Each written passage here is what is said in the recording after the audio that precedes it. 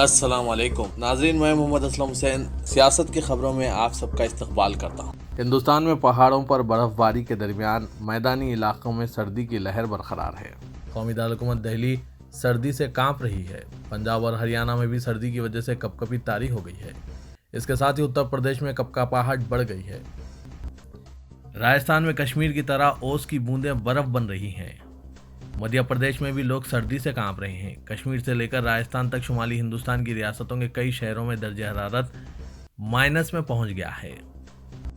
مرکزی حکومت نے ریفائنڈ پام آئل پر پابندی کسٹم ڈیوٹی کو 7.5% سے کم کر کے 12.5% کر دیا ہے۔ گھریلو سپلائی کو بڑھانے اور کوکنگ آئل کی خوردہ قیمتوں کو کم کرنے کی کوششوں کے ایک حصے کے طور پر نظر ثانی شدہ بنیادی کسٹمز ڈیوٹی مارچ 2022 کے آخر تک مؤثر رہے گی۔ تاجر دسمبر 2022 تک بغیر لائسنس کے ریفائنڈ پام آئل درآمد کر سکیں گے۔ حکومت نے کہا کہ تاجروں کو دسمبر 2022 تک بغیر لائسنس کے ریفائنڈ پام آئل درآمد کرنے کی اجازت رہے گی۔ اس اقدام کا مقصد گھریلو سپلائی کو بڑھانا اور کوکنگ آئل کی قیمت میں کمی لانا ہے۔ دہلی ہائی کورٹ نے آخری مغل بادشاہ بہادر شاہ ظفر کی بہو سلطانہ بیگم کی درخواست کو مسترد کر دیا ہے، جنہوں نے دہلی کی تاریخی عمارت لال قلعے پر اپنا دعویٰ پیش کیا تھا۔ دراصل سلطانہ بیگم نے کہا کہ 1857 میں برطانوی ایسٹ انڈیا کمپنی نے لال قلعے پر زبردستی قبضہ کر لیا تھا۔ انہوں نے کہا کہ عدالت نے درخواست کے میرٹ کو مد نظر رکھے بغیر درخواست کو دائر کرنے سے تاخیر کی بنیاد پر مسترد کر دیا ہے۔ دہلی ہائی کورٹ نے کہا کہ جب سلطانہ کے آباء و اجداد نے لال قلعے پر دعوے کو لے کر کچھ نہیں کیا تو اب عدالت اس میں کیا کر سکتی ہے؟ ان کے پاس اس بات کی کوئی وضاحت نہیں ہے کہ عرضی داخل کرنے میں اتنی تاخیر کیوں ہوئی ہے۔ واضح ہے کہ سلطانہ آخری مغل بادشاہ بہادر شاہ ظفر دوم کے پوتے مرزا محمد بیدار بخت کی اہلیہ ہے۔ بیدار بخت کا انتقال 22 مئی 1980 کو ہوا تھا۔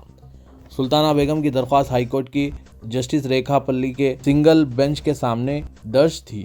جسٹس پالی نے عدالت سے رجوع کرنے میں غیر معمولی تاخیر کی بنیاد پر درخواست کو خارج کر دیا۔ پالی نے کہا کہ اگرچہ میری تاریخ بہت کمزور ہے، لیکن آپ کا دعویٰ ہے کہ آپ پر 1857 میں برٹش ایسٹ انڈیا کمپنی نے ظلم کیا تھا، تو پھر حق مانگنے میں 150 سال سے زیادہ کی تاخیر کیوں ہوئی ہے؟ تم اتنے سالوں سے کیا کر رہے تھے؟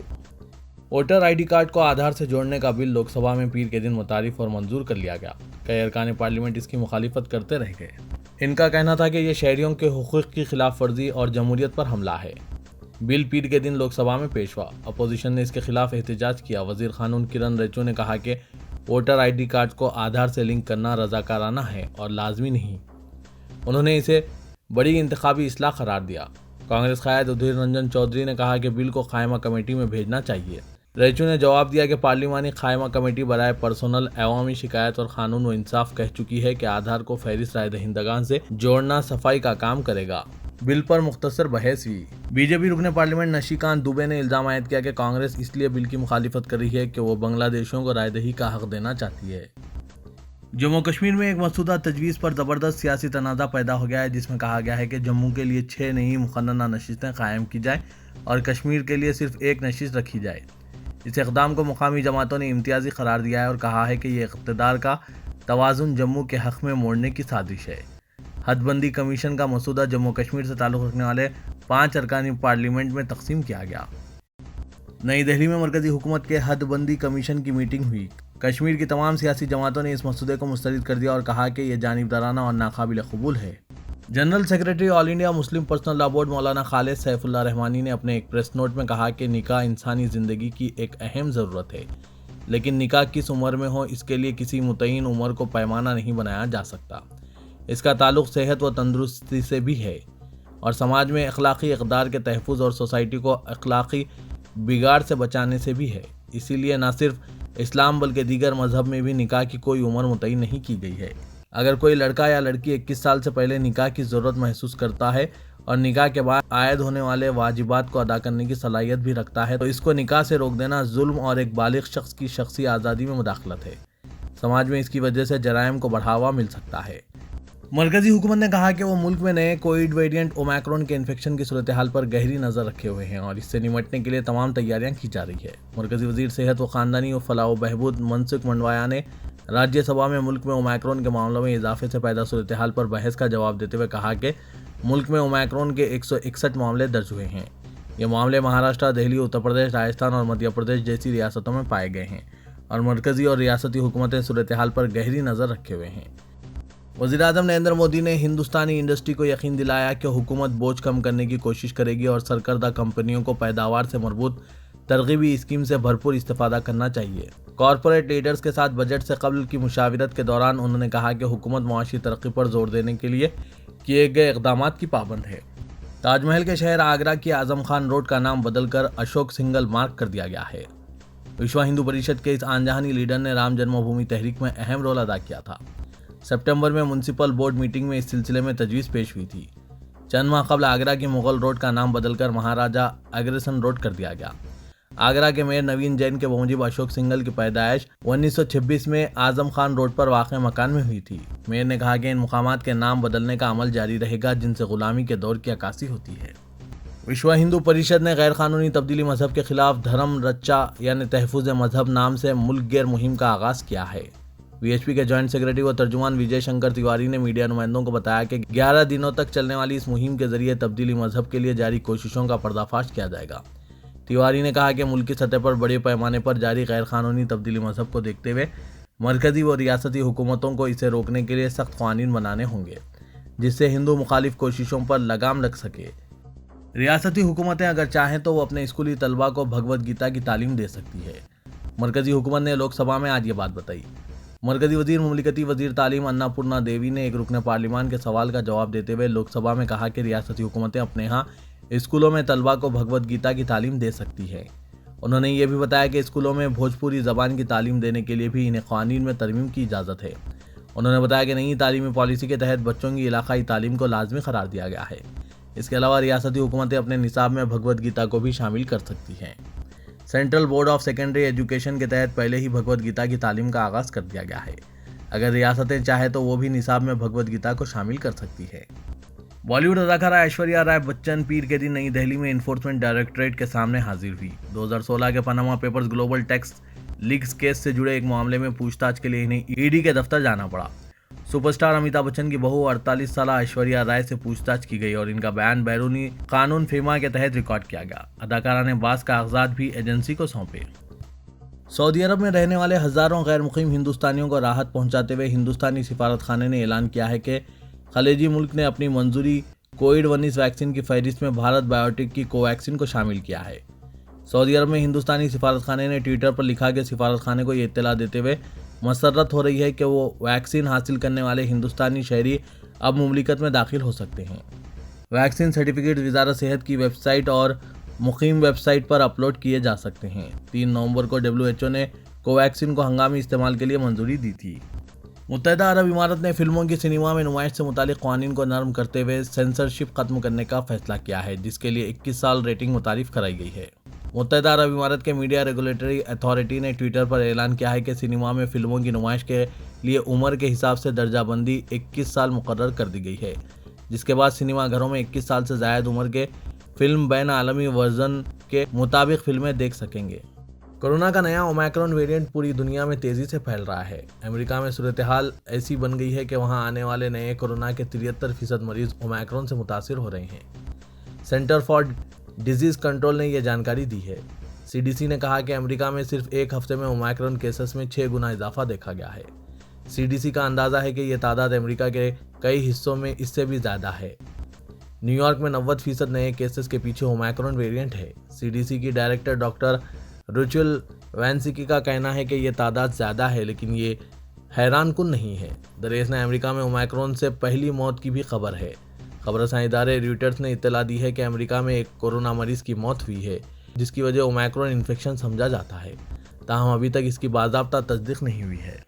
یورپی ممالک میں کورونا کی نئی لہر کے پیش نظر ایک بار پھر سخت اقدامات کیے جا رہے ہیں، جہاں تیزی سے پھیلنے والے ویریئنٹ اومیکرون سے ہاسپٹلوں پر دباؤ بڑھ رہا ہے، جبکہ دوسری جانب پابندیوں کے خلاف پیرس سے بارسلونا تک احتجاج بھی دیکھنے میں آ رہا ہے۔ کورونا کے نئے کیسوں کی تعداد بڑھنے پر فرانس، یونان اور آسٹریا میں وزرائے صحت نے انتباہ جاری کیا اور حکومتوں نے سفری پابندیوں کا نفاذ کیا ہے۔ پیرس میں نئے سال کے آغاز پر تقاریب اور آتش بازی کو منسوخ کر دیا گیا ہے، جبکہ ڈنمارک میں تھیٹرز، کنسرٹ ہالز، امپوزمنٹ پارکس اور میوزیم بند کر دیے گئے ہیں۔ آئرلینڈ میں حکومت نے پبس اور بازار پر رات 8 بجے کے بعد کرفیو کا نفاذ کیا ہے، جبکہ گھر کے اندر اور کھلے مقامات پر تقاریب کے لیے تازہ ضوابط جاری کیے ہیں۔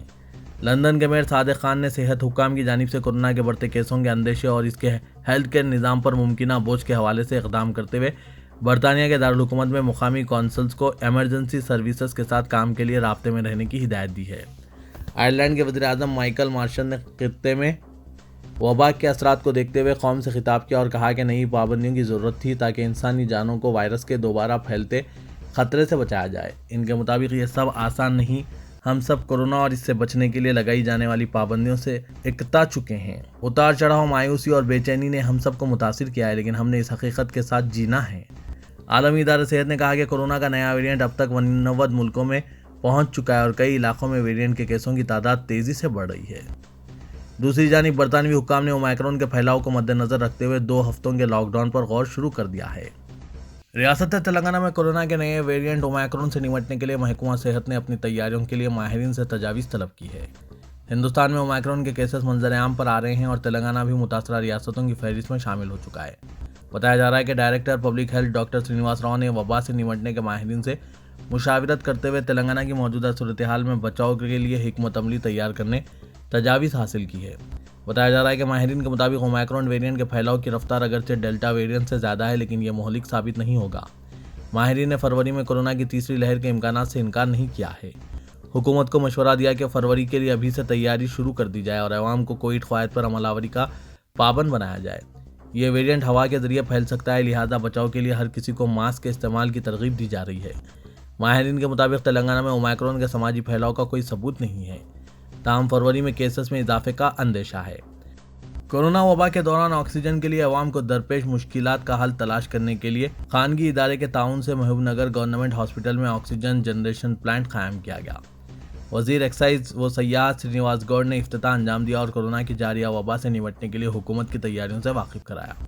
انہوں نے کہا کہ 2014 سے قبل سرکاری دواخانوں میں آکسیجن سے مربوط بیڈز کی تعداد کافی کم تھی، لیکن ڈسٹرکٹ ہاسپٹلز میں 560 بستروں کو آکسیجن سے مربوط کیا گیا ہے۔